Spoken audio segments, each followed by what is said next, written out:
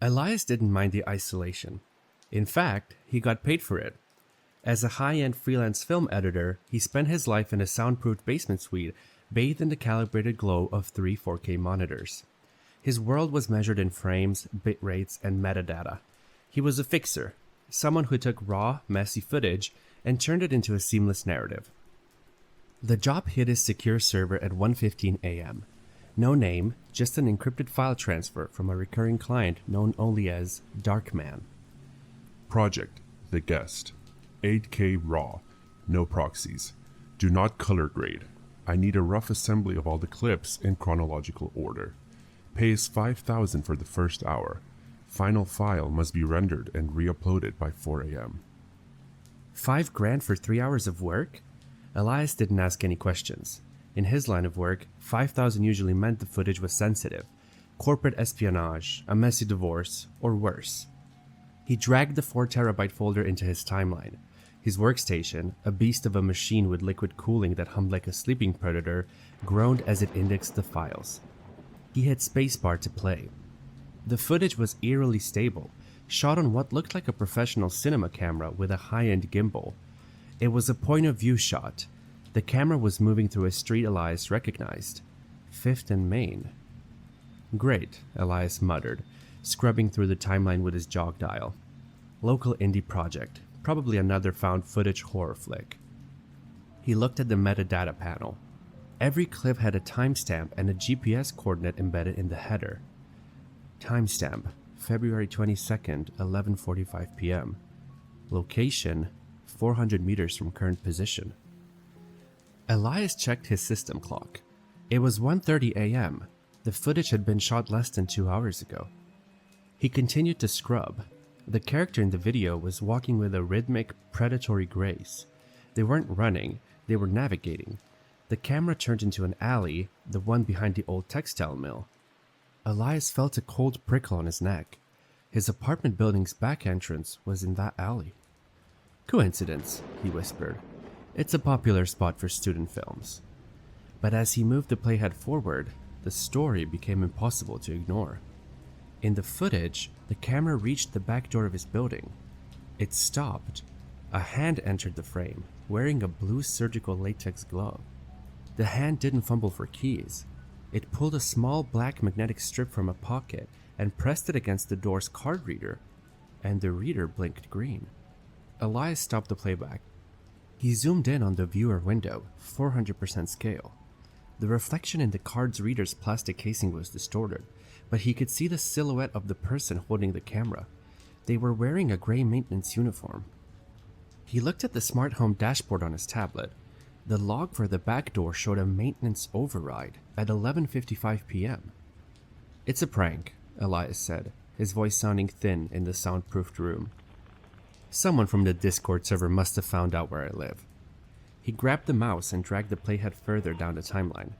The camera was in the stairwell now. It didn't go to the lobby. It went down, to the basement. The footage showed the long, dimly lit hallway Elias walked every morning. It passed the laundry room. It passed Unit B4, Elias's door. In the video, the gloved hand reached out and touched the handle. It didn't turn. Instead, the person holding the camera stood there for a full minute, just filming the door. Elias's heart was hammering so hard it felt like it was trying to escape his ribs. He checked the file list. There were 20 more clips. He clicked the most recent one. The frame opened on a dark room. Slowly, the camera adjusted to the low light. It was a bedroom. His bedroom. The footage showed a close-up of Elias's face, fast asleep, illuminated only by the blue standby light of the TV. The timestamp on the clip, 1:10 a.m., 20 minutes ago. The intruder had been in his room while he was in the next room over, waiting for the file to finish downloading. Suddenly, his editing software began to act on its own. The cursor moved across the screen with a jagged robotic precision. It dragged a new file into the timeline, one that hadn't been there a second ago.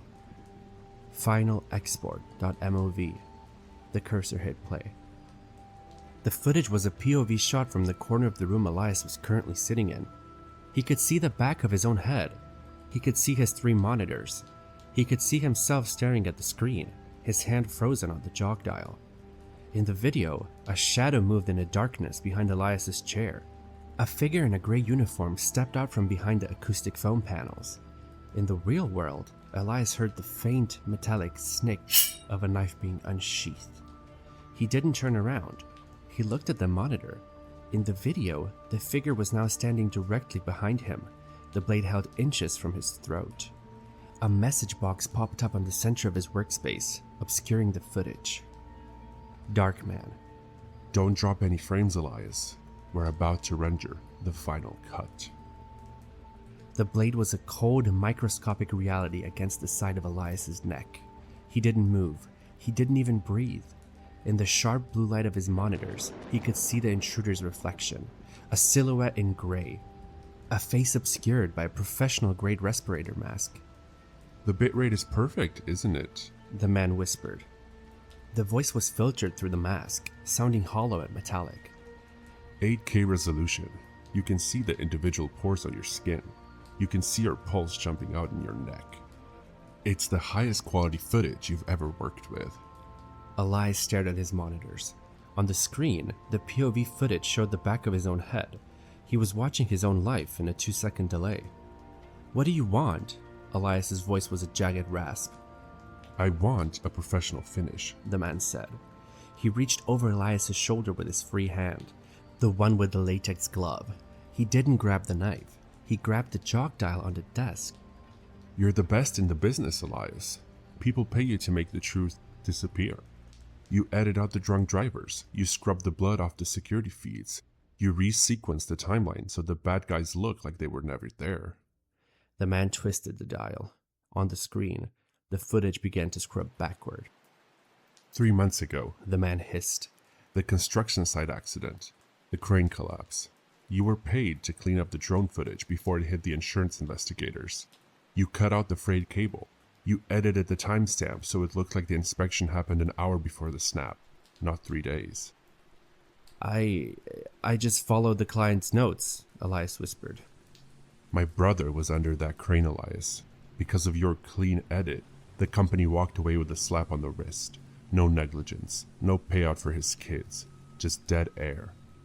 The man pushed the jog dial down, setting an end point on the timeline. Tonight, you're going to do one last job, the man said. I've uploaded a library of assets to your drive. Security footage from this building, audio clips of your own voice from your saved phone calls, and the POV footage I've been shooting all night. You are going to edit a video of your own suicide. Elias felt the room tilt. I won't do it. The blade pressed harder. A thin, hot sting of red began to crawl down Elias's collar. You will, and it will be your best work. It will be seamless. By the time the police find you, the metadata will show you've been depressed for months. The footage will show you sitting at this desk, writing the note, and then, well, we'll get to the ending. If it isn't perfect, I'll just kill you slowly. If it is perfect, I'll make it quick. Editor's choice. Elias's hands hovered over the keyboard. His mind was a frantic mess of shortcuts and commands. He looked at the source monitor. The man was right. He had provided everything.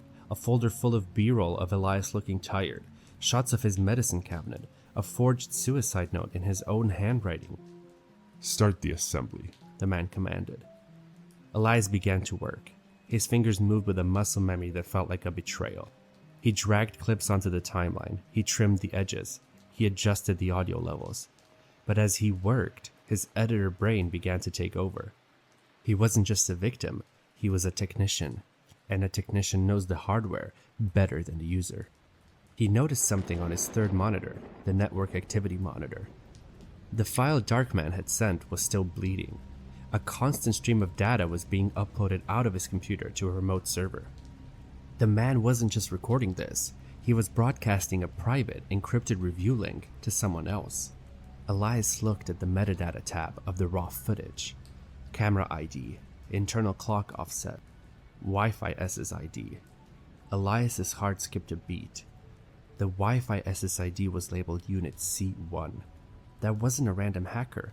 That was the apartment directly above the laundry room. It was the unit with the construction maintenance sign on the door. The man behind him was a neighbor. Elias shifted his hand to the macro keypad. He had programmed dozens of custom shortcuts for high-speed editing. One of them, a button labeled Crash, was designed to force quit every application and purge the RAM in case of a leak. But Elias had modified it. In his rig, that button triggered a high-voltage degauss cycle on his internal drives to wipe sensitive client data in seconds. You're falling behind the beach. The man growled, leaning in closer. Elias could smell the chemical scent of the respirator. The transition at the 3-minute mark is sloppy. Fix it. I need to adjust the buffer size, Elias whispered. The 8K footage is lagging the system. If the playback stutters, I can't see the frame cuts. Do it. Fast. Elias didn't go to the settings menu. He reached for the jog dial and the macro keypad simultaneously. I'm just going to sync the audio, Elias said. But instead of hitting sync, he slammed his thumb onto the crash macro while twisting the jog dial to the maximum reverse position. The effect was instantaneous. The liquid cooling system in the PC gave a violent, high-pitched whine. The monitors didn't just turn off, they imploded with a flash of white static as the degaussing coil triggered a massive electromagnetic surge. The sound was like a gunshot in the small room. The sudden, absolute darkness and the smell of ozone caught the intruder off guard. He flinched, the knife slipping just enough. Elias didn't wait. He didn't turn to fight. He knew his apartment in the dark better than anyone. He dove sideways, rolling off the ergonomic chair and under the heavy, steel-framed desk. You little rat, the man screamed, the professional Darkman persona vanishing into raw, jagged rage. Elias reached up and grabbed the heavy, uninterruptible power supply UPS unit sitting on the floor. It was a 20-pound lead-acid battery. He swung it with every ounce of terror-fueled strength he had, aiming for the spot where the man had been standing. The heavy box connected with a sickening thud against the shin. A bone snapped. The man howled, falling hard against the desk. The knife clattered to the floor, sliding into the darkness. Elias scrambled for the door. He didn't go for the hallway. He knew the intruder would have locked it. He went for the service hatch behind his acoustic panels, a small crawl space that led to the building's main pipe run. He ripped the foam away and tumbled into the dust and spiderwebs, pulling the panel shut behind him just as the intruder's heavy boots thudded against the wood. Elias crawled through the dark, the sound of his own sobbing breath echoing in the pipes. He reached the main utility room and burst out, screaming for help. The police found the intruder 2 hours later. He was sitting in Elias's darkened office, his legs shattered, staring at the dead monitors. He didn't resist. He just kept repeating, The render was almost done. It was going to be perfect. They found a Unit C1 connection. The man was a former forensic video analyst who had lost his job, and his mind, after the death of his brother. He had spent months watching Elias through the mesh network, planning the final cut. Elias never fixed another video.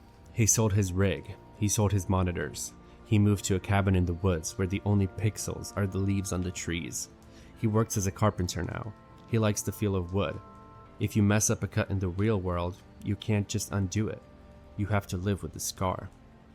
But sometimes, when the sun sets and the shadows stretch long across his workshop floor, Elias finds himself staring at the wall. He thinks about the 4 terabytes of data that was uploaded that night. He thinks about the review link that Darkman sent out. Because even though the intruder is in a cell, the Darkman account is still active. Last week, Elias received a package. No return address. Inside was a single high-speed USB drive. On it was a label written in blue ink. Re-render needed. The ending was wrong. Elias didn't plug it in. He took it to the anvil, grabbed his hammer, and hit it until it was nothing but dust. He knows better than anyone. Some stories are better left on the cutting room floor.